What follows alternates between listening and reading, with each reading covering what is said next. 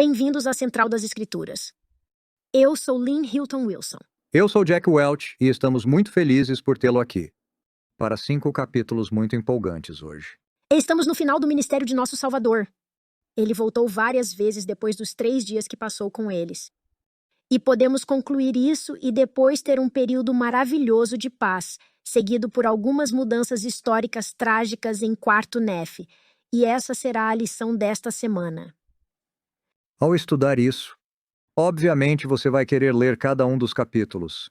Mas o primeiro, o capítulo 27, é o que mais dedicará tempo. A ele é realmente o ponto de partida para a definição de Jesus sobre seu sagrado evangelho. E gostaria apenas de lembrar que foi o presidente Benson quem disse que a segunda vinda de Jesus Cristo está tipificada nas páginas do livro de Mórmon. Portanto, é muito apropriado aprender, seja com Quarto Nef ou Terceiro Nef. Porém, é o padrão completo que estou tentando sugerir. Antes do reinado milenar, repetiremos as coisas ensinadas no livro de Mórmon. E então o milênio continuará como Quarto Nef fez. Sim, muito mais do que apenas 200 anos. Portanto, há muito pelo que esperar aqui. Vamos nos aprofundar no texto. O capítulo 27, versículo 1, começa dizendo que os discípulos estavam orando e que os 12 estavam viajando e pregando.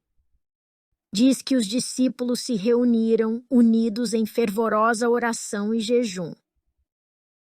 E eu pergunto a vocês: e a diferença entre minhas orações e a oração poderosa? Sabe, a maioria das minhas orações é boa. São pedidos sinceros ao Senhor, ou tento ouvir sua voz, tento fazer sua vontade. Mas a oração poderosa, nos momentos em que realmente oro e jejuo, quando um filho está à beira da morte, ou nos momentos em que estou apenas suplicando a ajuda de Deus, há um aumento do poder da fé que o Espírito traz. Fiquei tocada por essa frase. Esse é um testemunho pessoal maravilhoso e é verdade, eu sei disso. Acho que aqui também pode significar que é poderoso, porque todos estão orando juntos. Quando você tem uma oração unida, num conselho de ala ou sumo, Oração familiar. unimos nossa fé e orações. E cada uma cresce em força. Essa poderosa oração, acho que pode ter mostrado que eles, como 12 discípulos, haviam realmente se unido. Em unidade. E desejavam unidos ouvir mais do Salvador. Imagino que era por isso que eles oravam. O texto diz que oram porque tem uma pergunta, e não se trata apenas de uma pergunta, mas de contendas, infelizmente. No versículo 2, o Senhor vem para responder à oração deles, não apenas o Espírito, e ele lhes pergunta: que desejais que eu vos dê? E então, no 3, 4 e 5, eles falam sobre essas contendas e disputas que haviam entre eles. Fico fascinada com a maneira como o Senhor respondeu à oração deles, porque o vejo fazendo a mesma coisa por mim. Ele diz: não leram as Escrituras? Se queremos uma resposta, ela aqui no texto. Deus espera que conheçamos e usemos as Escrituras para orientação em nossa vida, mas também nos adverte contra murmurações, contendas e disputas. Ele denunciou esses comportamentos quando voltou no capítulo 11. Voltem e examinem as Escrituras. E acho que os discípulos sabiam disso. Haviam dificuldades, precisavam de uma resposta. E acho que quando, como família ou líderes da igreja, reconhecemos que há um problema, podemos optar por seguir em frente sozinhos, ou podemos todos entrar na mesma página. E vamos buscar a vontade do Senhor sobre o que devemos fazer. E não se trata só de questões familiares e espirituais. Nossos profetas e nosso Salvador pediram que sejamos pacificadores. Precisamos ser um povo capaz de mediar, harmonizar e enfatizar o necessário. E qual resposta receberam? Bem, Jack, a resposta está em uma estrutura quiástica. Dá para crer nisso? Claro que sim. Geralmente é assim. Quando um anjo fala e o Senhor fala, geralmente é assim. Então, vamos ler os versículos 7 e 9, e eu os escrevi em nosso slide, caso esteja assistindo ao vídeo. Você pode ver onde os paralelos quiasmáticos aparecem. O versículo 7 diz que sou muito grato pelo poder que há no nome do Senhor. E não é apenas quando estamos dispostos a assumi-lo, mas quando o usamos. Temos poder. Eu acredito nisso. Ele continua. E aqui está o segundo ponto. E então ele fala sobre o meio. Você sabe, se vai ser a igreja de Moisés, será o nome de Moisés. Se for a igreja de outro homem, será o nome de outro homem. E não é uma afirmação retórica e trivial. É claro que, se for a igreja de Moisés, ela será chamada pelo nome dele, mas isso também é uma consequência. E se ela for chamada por algum outro nome, então não pode ser a igreja de Jesus Cristo. E de fato, ele diz que ou é a igreja do homem ou é a do diabo, o que eu acho um pouco assustador, porque o diabo está constantemente tentando descaracterizar nosso Salvador. Agora, como podemos dizer isso de forma gentil? Não queremos falar sobre a igreja do diabo. Não queremos mesmo. Embora Neff tenha dito que existem duas igrejas. Mas eu pessoalmente acredito que há alguns cristãos fenomenais. Sinto que meus vizinhos são os adoradores mais devotos, fervorosos e sinceros de nosso Salvador Jesus Cristo e que estão recebendo o poder e a direção de Deus em sua vida à medida que se esforçam para cumpri-la. E isso aconteceu comigo durante toda a minha vida. Estive em contato com pessoas maravilhosas, espetaculares e sinceras. E algumas não são cristãs, mas a maioria é. Portanto, sei que Deus está usando pessoas de todas as esferas da vida para alcançar a bondade e a paz. Então tome cuidado, o diabo pode te desviar do caminho. Sendo gentil. Acho que para mim é... Como sabemos que é o espírito? Acho que temos de identificar o espírito, e então podemos identificar o adversário. O que você acha? O que eu pensava aqui era que não é ruim seguir um homem bom. E se você quiser seguir um homem, um filósofo, um líder, um grande pacificador, tudo bem, isso será benéfico. Mas isso só será realmente operante aqui dentro. O que poderíamos chamar de esfera mortal. E se quisermos fazer coisas que sejam válidas e obrigatórias e que estejam de fato relacionadas ao nosso Pai Celestial e a Jesus Cristo eternamente. A maioria das filosofias nem sequer afirma. Ter poder que vai além da esfera mortal, Ramificações eternas, sim. então talvez seja apenas fato verdadeiro. Se for apenas uma igreja de pessoas. E pessoas mortais, bem, isso é o máximo que se espera de seu poder, e isso não é ruim. Mas não é tudo. E o que Joseph e eu achamos que o Senhor quer para todos nós é a plenitude do Evangelho. E temos de estar prontos para receber mais e perceber que também não temos tudo ainda. Talvez isso também ajude. Acho interessante o fato de que, quando o Salvador fala sobre o nome da igreja, ele constrói uma ponte para o Evangelho. E ele a introduz dizendo no versículo 10 que a igreja está edificada sobre o meu Evangelho. Não é suficiente apenas ter o nome de Cristo. É preciso ter o nome de Cristo e o Evangelho de Cristo. Portanto, agora ele vai falar sobre o Evangelho como uma entidade diferente da igreja. Todavia, se não estiver edificada sobre o meu Evangelho, mas estiver edificada sobre as obras dos homens ou sobre as obras do diabo, em verdade vos digo que terão alegria em suas obras por um tempo. É disso que falamos. E então vem o fim. Portanto, o versículo 11 é exatamente o que você disse. Essa imagem me lembra o discurso do Elder Stevenson. Você sugere que o nome e o Evangelho podem ser as duas torres gêmeas aqui? Sim. Embora eu realmente precise de 3, porque ele fala sobre o nome, o Evangelho e a doutrina. Podemos brincar um pouco com isso. Talvez o nome e a doutrina sejam as duas torres, e o caminho do Evangelho seja a estrada que passa entre as duas torres, que o leva de um lado para o outro. Porque o que são as torres, se você não tem o caminho ou a estrada? E acho que é isso que descobrimos. Quando Jesus diz: "Qual é o meu Evangelho?" Versículo 13. Ele já se referiu algumas vezes ao meu Evangelho. E, embora eles não perguntem, você poderia explicar isso um pouco mais? Ele prevê que todos nós nos perguntaremos o significado do meu evangelho. Em 3 Nef 11, Jesus definiu sua doutrina aos 12 discípulos. Deu uma definição de sua doutrina. A doutrina era basicamente fé, arrependimento, batismo, o dom do Espírito Santo e perseverar até o fim. E agora? Ele quer dizer que há mais.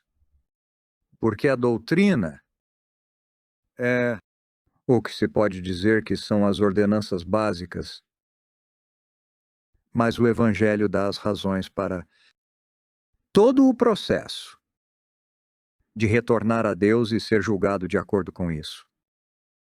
E é assim que o Evangelho é definido. No capítulo 27, há 10 versículos. Do versículo 13 ao 22, e penso que esses 10 versículos deveriam ser citados com mais frequência do que são, de forma mais explícita. Falamos desses elementos no Evangelho com frequência. Mas acho que se voltarmos para essa declaração de Jesus e usá-la como uma espécie de artigo de fé, para então ir e dizer que não estamos criando isso apenas como um resumo, mas que essa é a visão do próprio Jesus sobre o que seu Evangelho, suas boas novas, é realmente tudo isso. Quando o temos definido por Paulo e Pedro, sou grata pelo relato de Lucas em Atos, onde o temos definido, mas aqui está em primeira pessoa. Versículo 13. Eis que vos dei o meu evangelho, e este é o evangelho que vos dei. E ele o descreve bem E por ali. primeiro, seu Evangelho remonta à vida pré-mortal. Vim ao mundo para fazer a vontade de meu Pai. Ele tinha uma missão. Jesus sabia disso. E esse era seu principal propósito na vida.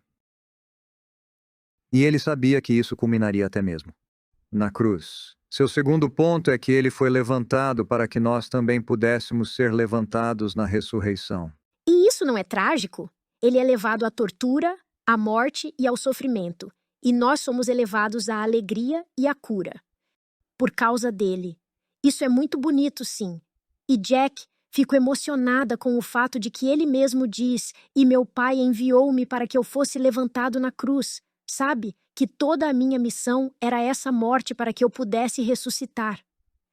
É importante lembrar que seu sacrifício expiatório foi a paixão inteira, do Getsemane ao fim, e do Gólgota até a ressurreição. É isso mesmo.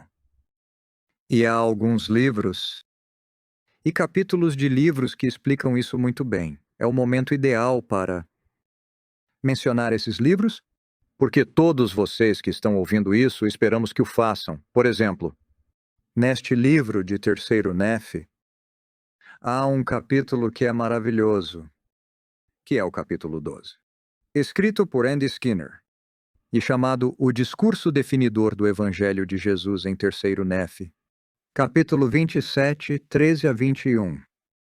E ele o chama de ápice doutrinário. Da visita ao novo mundo, assim, é verdadeiramente o ápice de tudo o que ele quer dizer. E esse livro está disponível no site scripturecentral.org, em nosso arquivo guia, e você pode ler gratuitamente. E ele dá o passo a passo pelas coisas sobre as quais falaremos agora. Há também um capítulo, um livro novo, Approaching Zion, disponível no arquivo da Central do Livro de Mormon. Mas não é totalmente novo porque é de Hugh Nibley, escrito há muito tempo, disseminado em outros textos, e é um excelente recurso. O capítulo 18, intitulado O Significado da Expiação, aborda o Evangelho, que significa boas notícias. O irmão Nibley afirma que essas são as reais boas notícias e que vale a pena investir tempo nisso. E mais uma vez estão no site gratuitamente e esperamos que as pessoas tirem muito proveito deles. Mas vamos continuar e analisar o que Jesus descreve. Esses capítulos são muito aprofundados e abordam um tópico. Do livro de Ted Collister sobre a expiação infinita. Há muito a ser dito sobre essas coisas, mas não é maravilhoso que Jesus possa resumir tudo a essas poucas palavras que podem ser entendidas por todos? Sim, elas podem. O segundo ponto é que a razão pela qual devemos ser ressuscitados. Por quê? A fim de serem julgados por suas obras, sejam elas boas ou más. Assim, o propósito é a ressurreição e vida eterna, da glorificação do homem que for obediente a todos os mandamentos. Mas a primeira parada será o nosso julgamento. Seremos julgados por termos nos arrependido, sido batizados, cheios do Espírito Santo. E se perseveramos até o fim, essa é a doutrina. Portanto, a doutrina nos dá quais serão as perguntas do exame final. De certa forma, e nos será perguntado: fomos fiéis? Você se arrependeu como deveria? O versículo 16 diz isso. E acontecerá que aquele que se arrepender e for batizado em meu nome será satisfeito. E sempre acrescento a palavra satisfeito em minha mente, cheio do Espírito Santo. E não.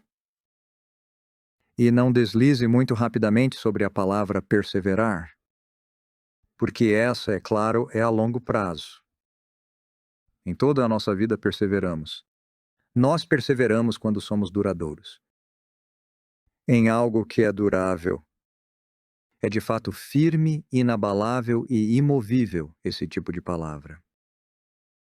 E se formos todas essas coisas, especialmente se formos perseverantes, Jesus diz que o Evangelho garantirá que seremos considerados sem culpa. No versículo 16, a ideia de não sermos culpados. Obviamente é um veredito judicial. Não somos culpados, mas podem nos exonerar. Mas é mais do que isso. Especialmente à luz do fato de que temos de receber a expiação. Sem culpa é o fato de que o Salvador vai nos purificar. E é a isso que as Escrituras, em outras ocasiões, se referem como sendo justificados. E essa é a parte do Evangelho de Jesus. Aqui podemos nos referir como justificação. E agora, Bema, aqui. O irmão Skinner deixa esse ponto bem claro, que há mais do que apenas ser justificado. E qual é o outro passo que vem a seguir? Se formos considerados justificados, e se terceiro todos nós, somos puros. Não temos nenhuma impureza sobre nós. E nossas vestes tiverem sido lavadas no sangue de Cristo. Então estamos santificados. E o fato de sermos santificados nos levará a um estado muito elevado, exaltado e santo. E o versículo 20 diz que seremos santificados, recebendo o Espírito Santo, o que é muito diferente do entendimento que outras pessoas têm do nosso batismo e da nossa confirmação. Joseph Smith restaurou, por meio do Espírito de Deus, essa mesma mensagem de que é o Espírito que é o agente purificador da expiação de nosso Salvador. E o versículo 20 diz isso bem aqui. O Espírito Santo do Senhor é, em última análise, o purificador. Quantas funções o Espírito Santo tem? Oh, eu as contei. São muitas. Lembro de uma sessão de treinamento que o Elder Merrill Bateman deu aos membros do corpo docente da BYU, quando ele simplesmente disse: "Vamos colocar seus números no quadro", e foi a uma sala grande, com quadros brancos em 3 lados. Preenchemos todos os lados desses quadros brancos, com diferentes papéis e funções do Espírito Santo. E isso foi antes do telefone celular, então não tenho uma foto disso. Mas gostaria de ter. E a questão, obviamente, é que o Espírito Santo tem muitas funções. E dar-nos um testemunho, ajudar-nos a saber o caminho certo a seguir, ter amor em nosso coração, todas as bênçãos do Espírito. O Espírito Santo da promessa. Ordenanças. E a lista, como eu disse, continua e continua, mas, em última análise, será para santificar, para nos tornar santos. Semana passada. Então, a última coisa que Jesus menciona no versículo 21, com relação ao Evangelho, é que não somos deixados sozinhos para tentar descobrir isso por nós mesmos, como operadores independentes. Eu lhe darei minha igreja, e minha igreja fará essas coisas. Essas são as coisas que você deve fazer na minha igreja. E se você fizer essas coisas, você terá todas essas bênçãos. E essas são as coisas, disse Jesus, que eu fiz. Adoro essa imagem da ponte, onde tudo precisa funcionar em harmonia. O nome de Cristo, a igreja, o evangelho, a doutrina. Assim, teremos as bênçãos bem-sucedidas que nosso Salvador planejou para nós. Maravilhoso. Então isso não é uma definição definitiva, inspirada e autorizada a nós do Evangelho? E começamos essa pequena discussão dizendo que, bem, esses 12 discípulos, eles tinham uma pergunta, Ou pelo menos os santos a fizeram. e eles precisavam de uma resposta. E Jesus disse, bem, este é o meu E Evangelho, foram ao Senhor para obter uma resposta. e ele a deu.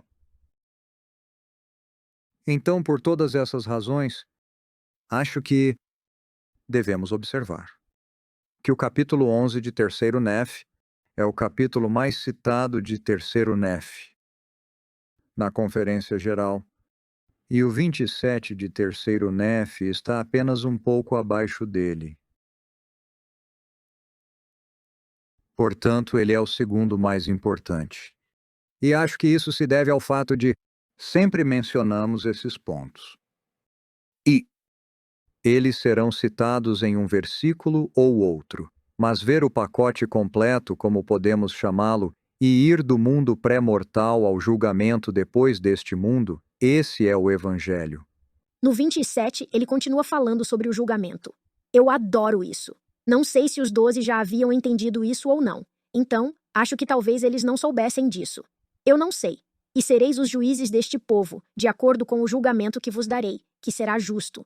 Portanto, que tipo de homens devereis ser? Em verdade vos digo que devereis ser como eu sou. E então, ele usa o nome sagrado, eu sou. E é claro, essa é uma mudança em relação ao Novo Testamento. Antes dizia, meu pai era perfeito, mas eu ainda não o sou. E agora ele diz, é claro, se você vai ser um juiz, preciso que você seja como eu sou. E um juiz em Israel. É claro que os bispos são encarregados dessa responsabilidade. E esse versículo é realmente o treinamento básico, a base de tudo. Essa é a instrução de como você deve julgar e como deve ser um bispo. Nós também somos convidados a julgar dentro de qualquer mordomia que tivermos. E não somos apenas convidados. Temos a obrigação de fazer o que Jesus faria nessas circunstâncias, e é isso que ele está dizendo aqui. Isso remete ao propósito da vida, desde o jardim do Éden. Foi-lhes dada a oportunidade de vir à Terra para que pudessem distinguir por si mesmos entre o bem e o mal.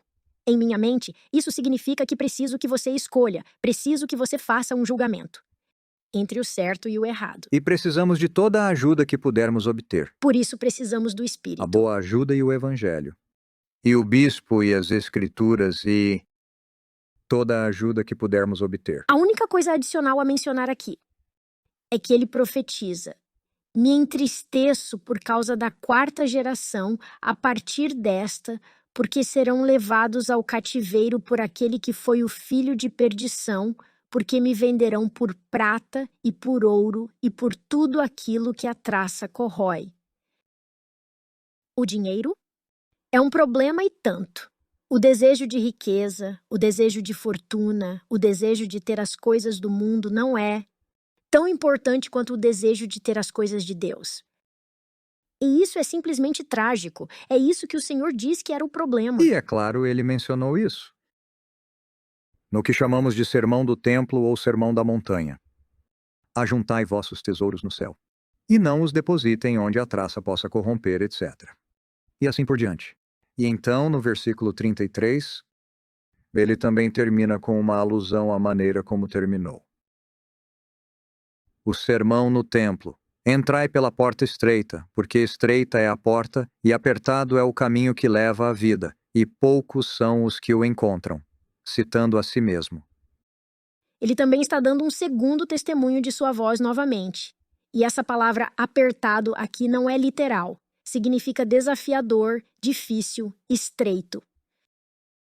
Mas larga é a porta, e espaçoso é o caminho que leva à morte, e muitos são os que por ali passam, até que chegue a noite, na qual ninguém pode trabalhar. E Jesus não para por aqui.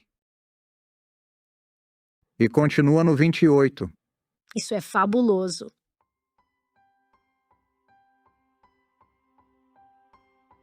E então ele fala aos discípulos palavras adicionais. Me fascino com o fato de que ele pergunta a eles: o que vocês desejam? O que querem? E ele menciona essa palavra desejo várias vezes, 6, 7, 8. Começando no versículo 1 do capítulo 28, o que desejais de mim? Ele lhes perguntou isso no início, quando tinham essa pergunta. Mas ele estava conversando com eles há algum tempo.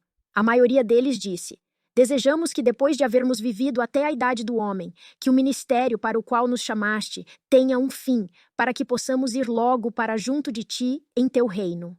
Porém, nossos desejos tendem a guiar nossas ações.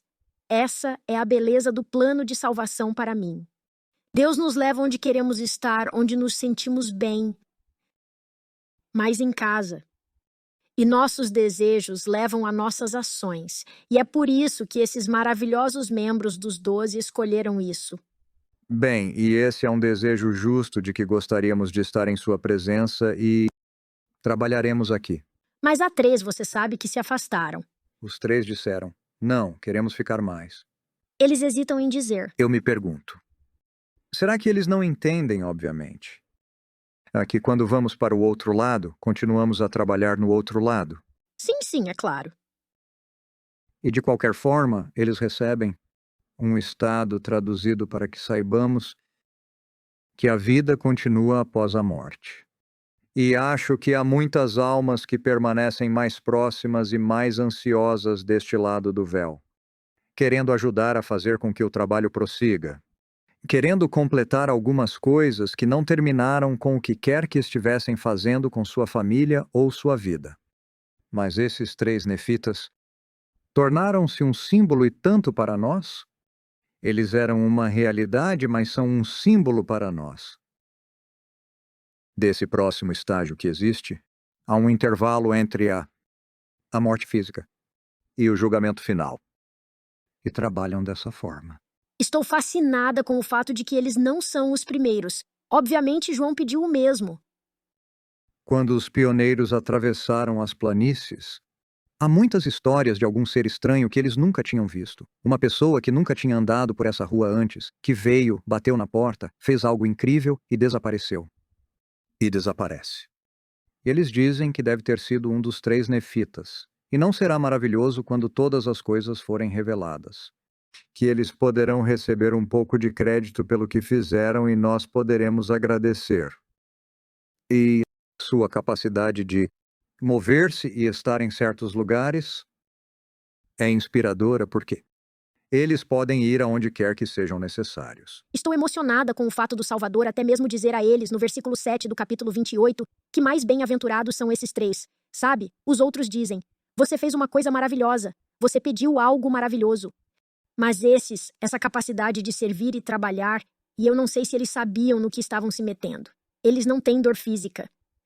Mas a dor emocional de ver as pessoas escolherem abandonar os ensinamentos do Salvador, repetidamente por séculos e séculos. E talvez a decepção de serem anônimos. E pode ser também, como você disse, de tentar e não ver funcionar, mas frustrado por ter consciência do que precisa ser feito e não ser capaz de realizá-lo. Sabe, isso é realmente muito inspirador. Para nos conscientizarmos dessas coisas, que o Senhor providenciou vários recursos para nós. Muitos poderes. Precisamos obter ao máximo. Também acredito que quando fazemos obras anônimas e não recebemos nenhum crédito e não somos reconhecidos, podemos simplesmente considerar isso como uma bênção no céu. E mesmo que você não se sinta valorizado nesta vida, nosso Salvador vê tudo e aprecia tudo. Acredito nisso de todo o coração. Que ótimos exemplos eles são, para todos nós nesse aspecto. O que vem depois? Bem, eles nunca provaram a morte. Foi-lhes dito que não sentem dor física. No entanto, isso é interessante porque as pessoas não acreditavam nisso. Mormon diz que eles tentaram enterrá-los, jogá-los em poços, colocá-los em fogueiras, sabe? Eles não quiseram. Colocaram-nos com animais selvagens 2 vezes e eles nunca morreram. Portanto, no capítulo 28, nos versículos 19 a 22, ele conta um pouco da história desses desafios. Mas, curiosamente, ele não sabe exatamente em que tipo de estado físico eles se encontravam. E você sabe, Joseph Smith revelou muito sobre transfiguração e translação e as diferenças entre essas coisas. Mas também me emociona o fato de Mormon, ao escrever sobre isso, desenvolver perguntas. As perguntas são boas quando as levamos ao Senhor. E então o Senhor lhe diz: não houve uma mudança neles. E por que Mormon, dentre todas as pessoas, quis fazer essa pergunta? Mormon está ciente de que quando ele chega à edição final, de terceiro Neph e quarto Neph, Seu povo está na ponte à beira da destruição. ele sabe que o fim está próximo. E talvez ele seja inspirado a dizer: bem, será que esses 3 nefitas ficarão por aqui além de nosso povo? E o que lhe foi dito continuarão a ter uma mensagem. Sim, vou ler o versículo 27 aqui para você. Eis que eles estarão entre os gentios, e os gentios não os conhecerão. Estarão também entre os judeus, e os judeus não os conhecerão. E então, pulando um pouco à frente, eles ministrarão entre todas as tribos dispersas de Israel e entre todas as nações, tribos, línguas e povos. E dentre eles levarão muitas almas a Jesus, a fim de que o desejo deles seja satisfeito. Então, talvez quando a conversão estiver acontecendo e, é claro, quisermos dar crédito ao Espírito Santo e ter um testemunho do Espírito Santo. E pode ser que seres como esses também estejam influenciando e tornando esses momentos possíveis e cuidando para que aconteçam da maneira que deveriam. Sei que vieram para ministrar a Mormon. Ele nos diz isso. Está no versículo 26. Gosto também do versículo 31, e vamos começar com o 30. E são como os anjos de Deus, e se orarem ao Pai em nome de Jesus, poderão mostrar-se a qualquer homem que lhes pareça conveniente. Refere-se a qualquer pessoa no mundo, como usamos essa palavra no inglês do século XIX, devido às grandes obras maravilhosas realizadas por eles. Mormon gosta de enfatizar, é claro, a bondade de Deus. Que ele realmente é bom até o fim, embora nem sempre possamos ver sua grande bondade. Assim, enquanto ele promete às pessoas esse tipo de apoio e inspiração, e ele passou por esse mesmo tipo de experiência que teve de viver, ele sempre se apega à ideia de que Deus é bom e que ele não tem ideias perversas ou que não está nos punindo. Ele não é um Deus que inflige dificuldades ou problemas. E Mormon já viveu o suficiente para perceber isso.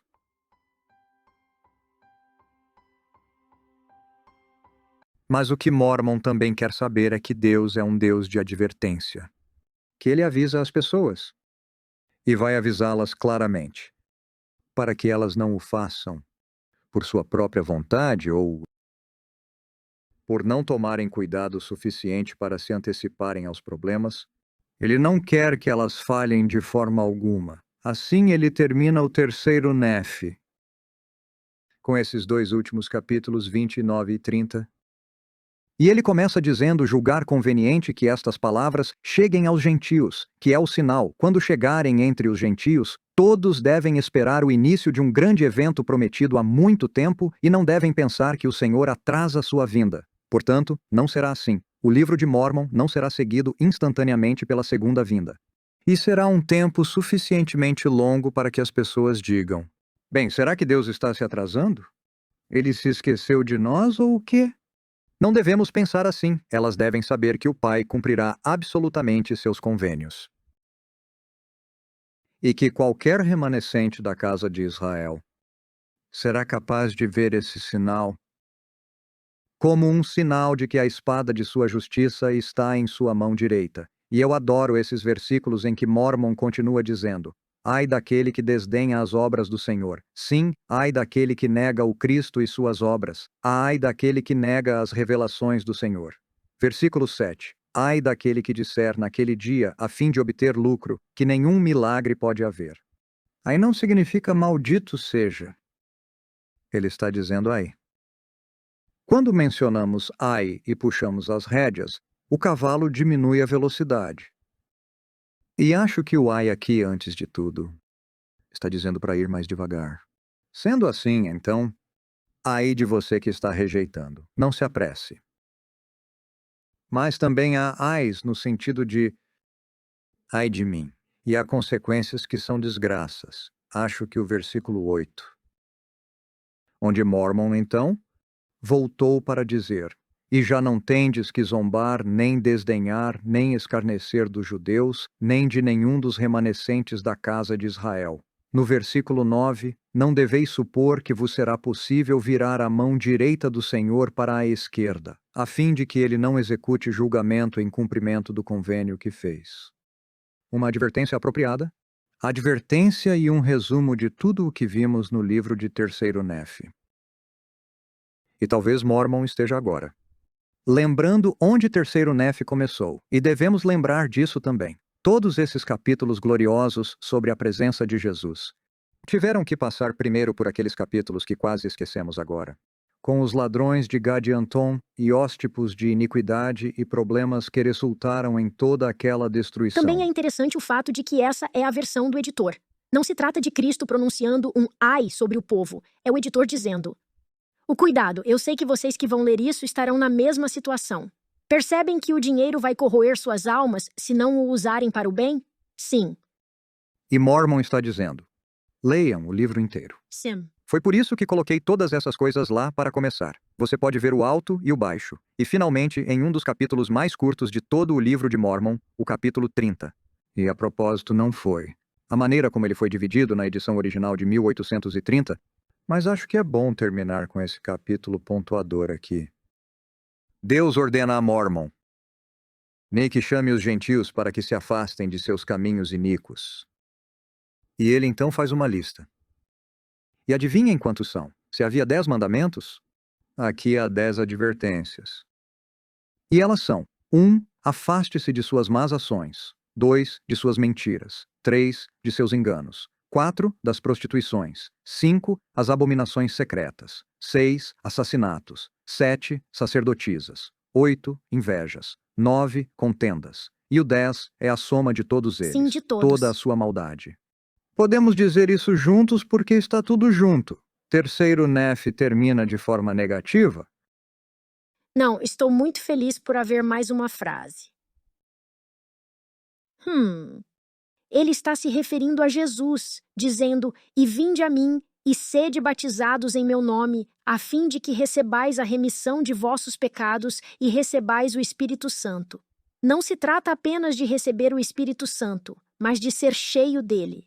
Ele deseja os dons e testemunhas do Espírito, e isso só é possível se sempre lembrarmos dele. E quando nos unimos ao corpo dos santos, e ele conclui: para que sejais contados com o meu povo. Portanto, não se trata de convite, é também um convite público. E o seu povo é a casa de Israel. Aqueles que virão a Cristo. E se você se lembrar, ele está basicamente nos dando a doutrina. Lembrem-se da diferença entre a doutrina e o evangelho. E vamos terminar aqui, porque é onde tudo começa. Mas o evangelho nos dá a explicação do quadro geral da vida eterna e de onde viemos. E para onde estamos indo. Assim terminamos o belo livro de Terceiro Nefe, para juntar-se ao quarto Nefe, que é um capítulo bem longo. E temos algumas coisas maravilhosas que eles fizeram corretamente.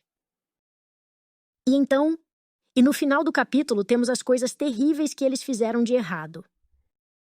Vamos pensar nas coisas certas. Quarto Nefe, capítulo 1, versículo 1, diz que muitos, não apenas alguns, não apenas os 2.500 que estavam no templo naquele primeiro dia, mas muitos se arrependiam de seus pecados, eram batizados em nome de Jesus e receberam o Espírito Santo. no fim de terceiro Nef. Em 34 d.C., diz que estávamos no final do ano. Ainda estamos lá. E esses maravilhosos santos convertidos já se foram. Discípulos e outros foram ensinar aqueles que ainda estão vivos. E todos estão se achegando a Cristo. E o líder é Nef. Por isso é chamado de o próximo capítulo do livro de Nef, que numeramos como 4 por causa de nossa edição e montagem. Mas quem escreveu isso? É a edição de Mormon. É Mormon, sim. Então Mormon está nos dizendo, em uma ordem muito curta, o que aconteceu naquelas 4 gerações sobre as quais Jesus já havia profetizado. Então fiz um cronograma em meu gráfico e descobri que já se passaram 36 anos desde o nascimento do Salvador. As pessoas estavam todas convertidas. Portanto, havia um número suficiente delas espalhadas pela terra, o que levou alguns anos ou talvez 1 ano e meio. Você sabe, eu não sei, entre 34 e 36. Não estavam todos lá. A questão é que nem todos estavam lá. E ainda assim, o evangelho pode ser espalhado. E eu vejo isso como um tipo também do milênio. Você sabe, muitos serão salvos e não entenderão a plenitude do evangelho.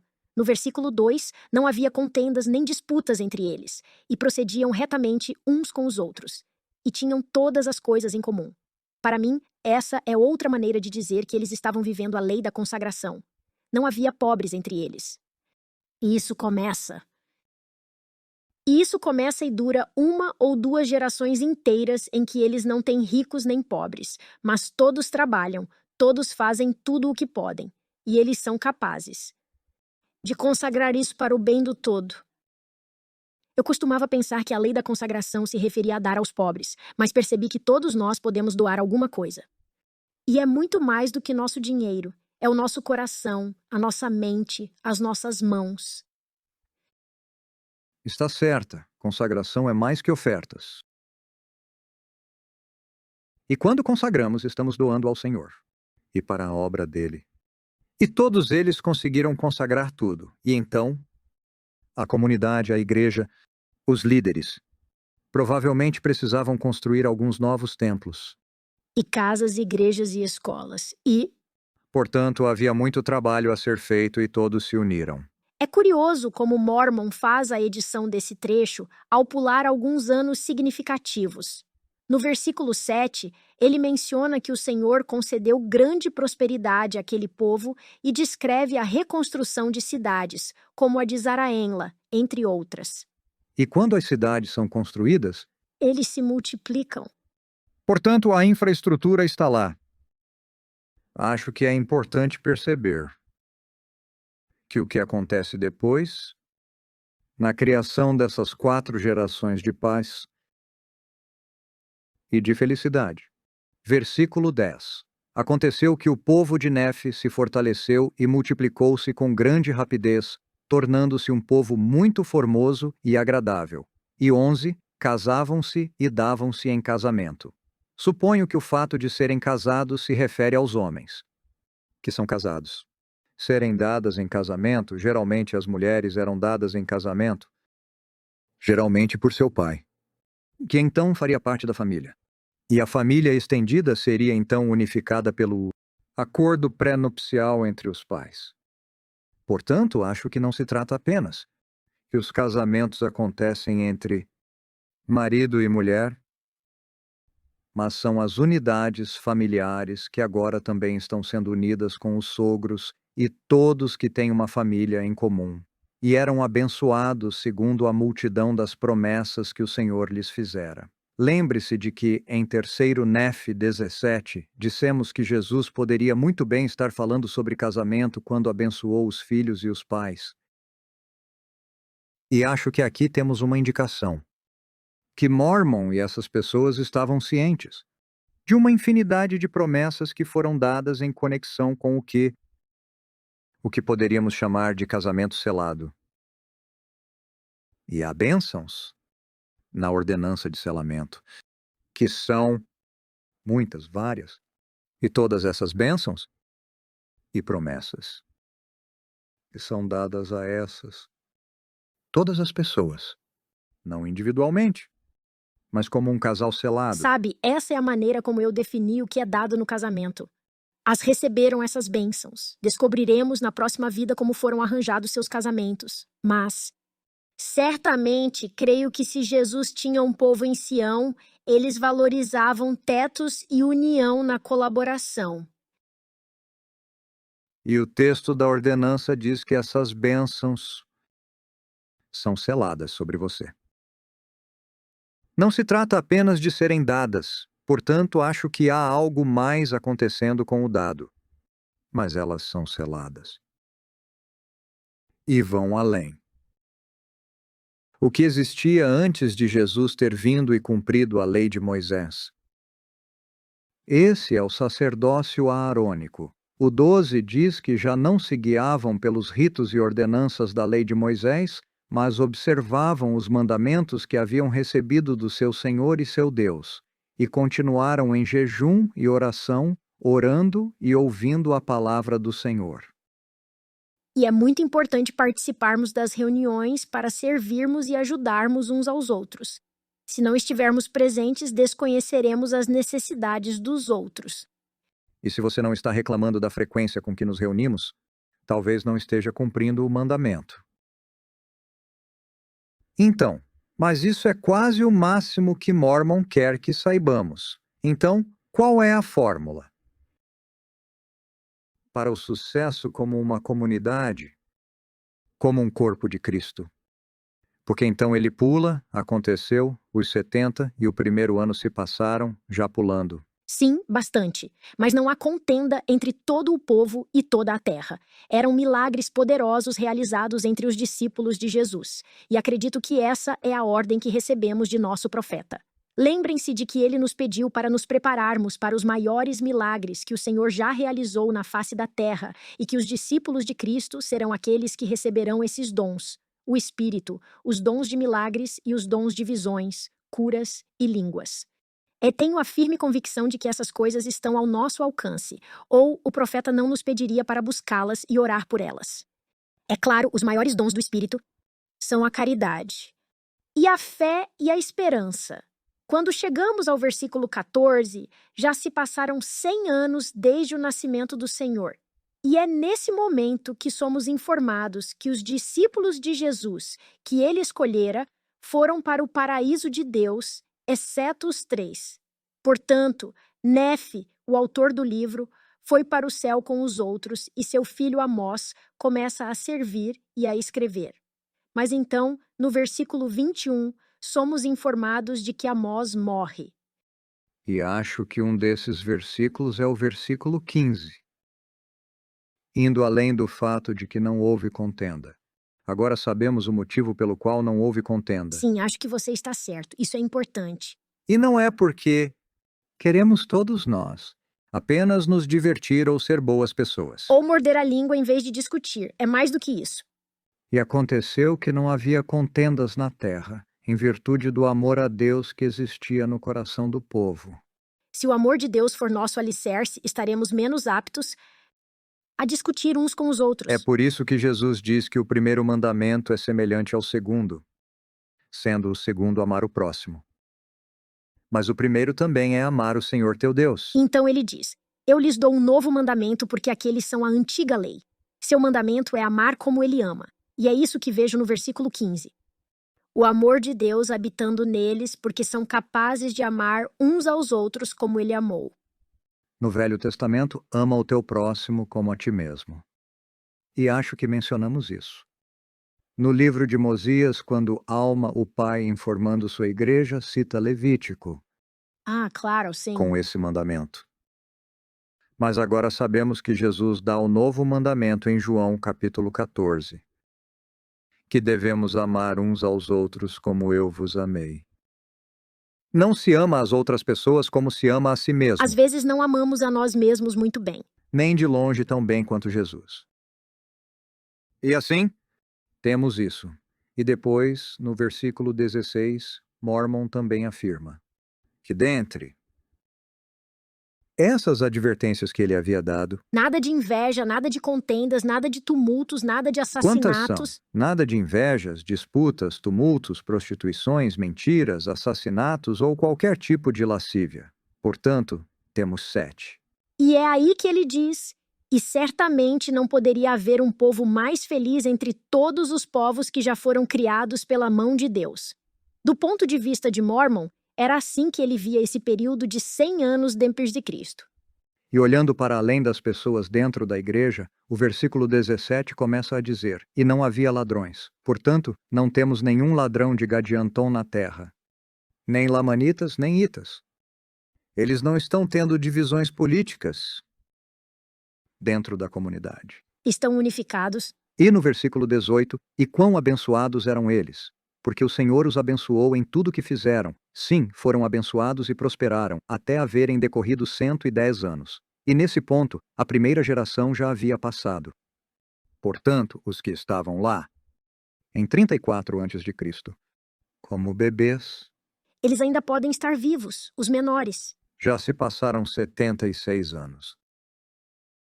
Então, quando os netos daqueles que viram, tocaram, abraçaram e conheceram estão vivendo, é mais difícil manter a nova geração ligada ao Evangelho e às doutrinas de Cristo. E isso se torna ainda mais difícil no século II, após a vinda de Cristo. Agora, os justos permanecerão justos, mas começam a surgir vários problemas. E note que isso começa com coisas pequenas. Mormon diz sim, eles se multiplicaram e se espalharam por toda parte. Essa pode ser a primeira coisa. Ao ler a segunda metade de quarto Nefe, você pode marcar caixa a caixa e dizer, bem, é aí que essa utopia unificada, maravilhosa e justa começa a se desfazer um pouco e finalmente entra em colapso.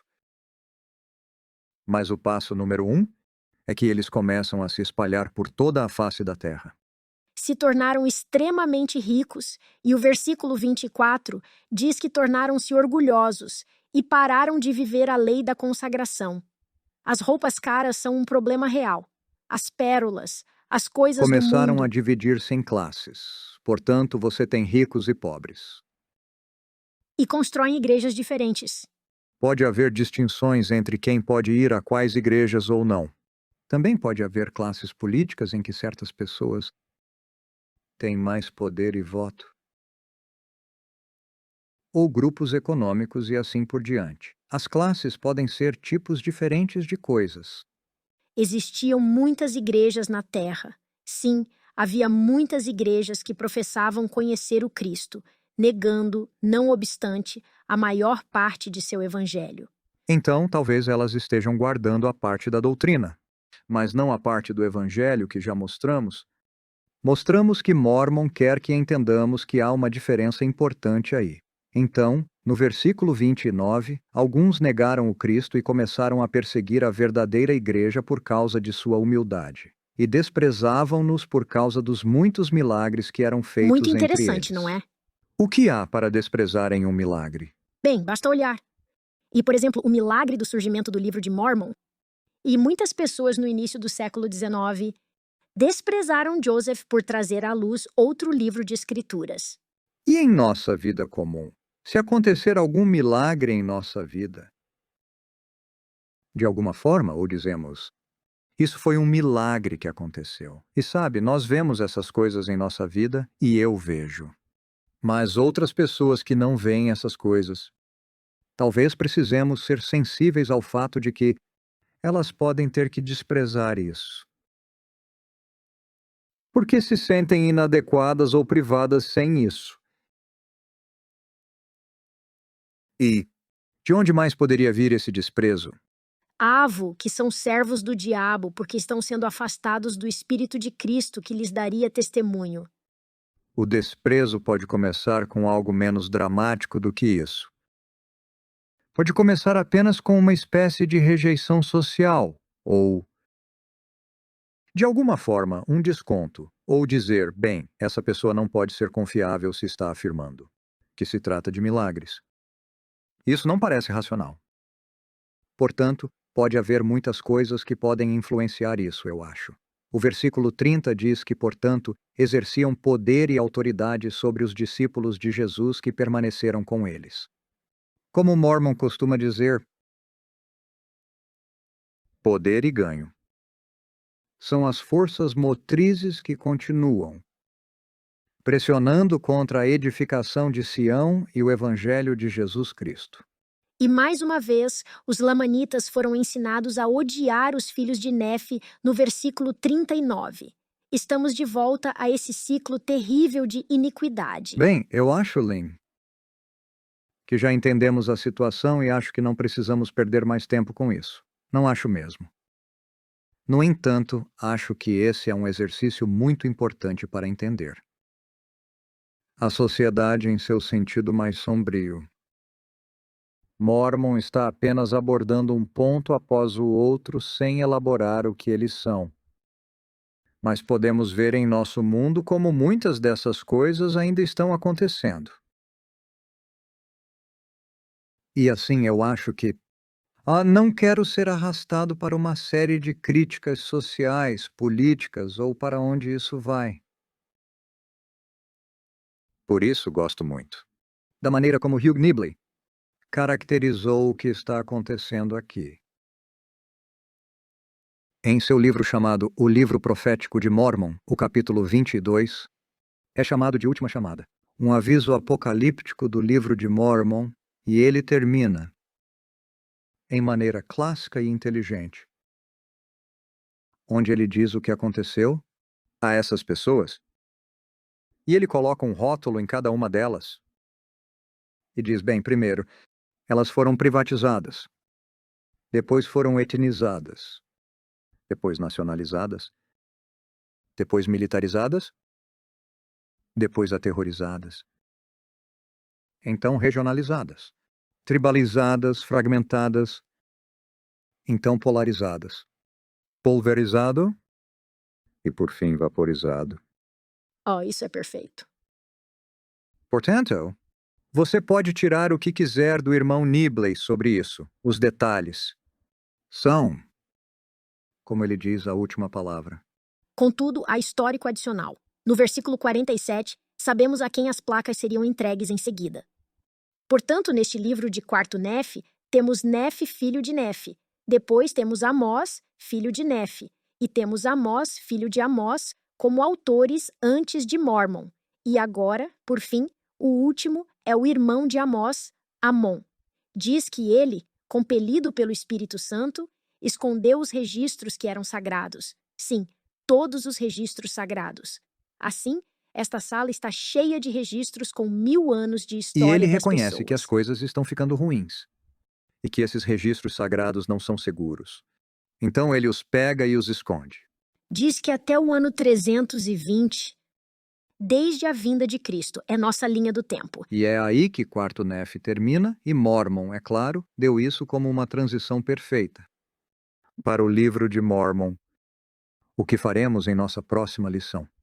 Aí ele começa com uma discussão sobre o registro que Mormon mantém agora e como ele será visitado por esse Amoron e receberá a custódia dessas placas. Volte daqui uma semana e comece o livro Mormon. E ouviremos o relato pessoal de Mormon sobre sua história e seus esforços em sua época para construir o reino de Cristo na Terra. Mas temos uma oportunidade maravilhosa agora, como discípulos de Cristo, de vir e gritar Hosana e fazer nossa parte. E colocar nosso ombro no volante e nossa mão no arado e perseverar para preparar o caminho para a segunda vinda do Senhor. E oramos para que nossos pensamentos e nossas ideias os motivem a mergulhar nas Escrituras, em atitude de oração, humilde e mansa, para que cada um de nós possa se tornar uma testemunha mais forte de que essas são as palavras de Deus e que o que Ele quer que façamos em nossa vida hoje. É nosso desejo sincero. Em nome de Jesus Cristo. Amém.